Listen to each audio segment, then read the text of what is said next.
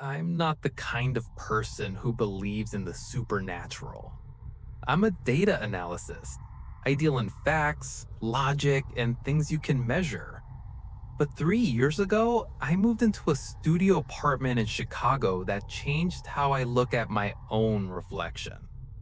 It was an old building, 1920s architecture, high ceilings, and those thin walls where you can hear your neighbor's muffled TV.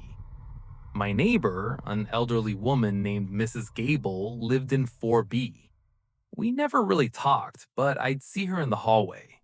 She always looked exhausted. Not just old, but like she hadn't slept in a decade. One Tuesday night, around 2 in the morning, I woke up to a sound. It wasn't a bang or a scream, it was a rhythmic tapping.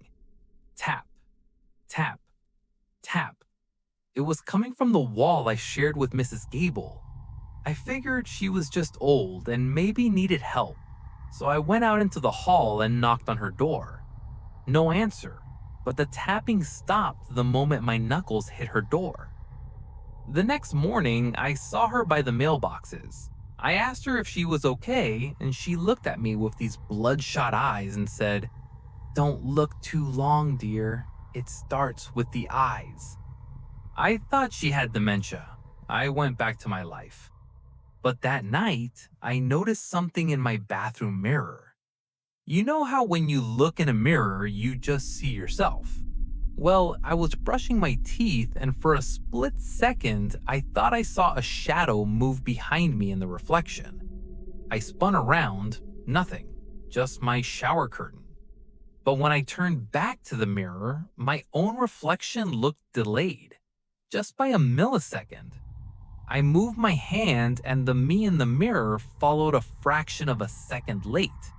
I blinked. It felt like my reflection didn't blink at the same time I did. I told myself I was tired. I went to bed.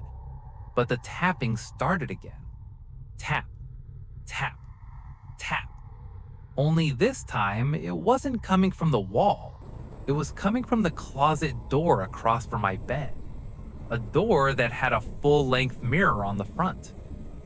3 days later, Mrs. Gable was taken away in an ambulance. The landlord said she had a breakdown. While they were clearing out her apartment, the door was propped open. I shouldn't have looked, but I did. Every single mirror in her apartment was covered in black duct tape. Every one. I went back to my room feeling sick. I walked to my bathroom to splash water on my face.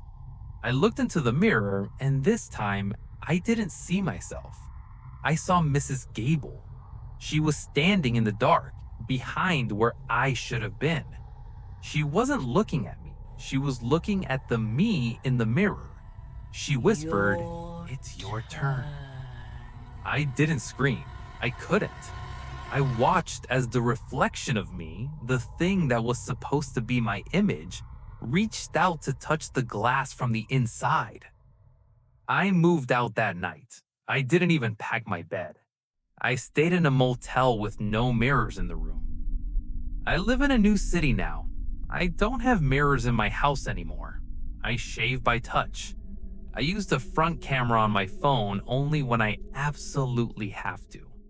Because sometimes, when the screen is black, I can see a figure standing behind me, and it's getting closer. If you're watching this, do me a favor. Go to your bathroom right now.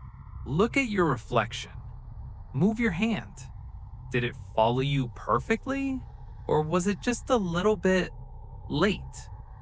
Be careful who you let into your reflection, because once they're in, they don't want to leave.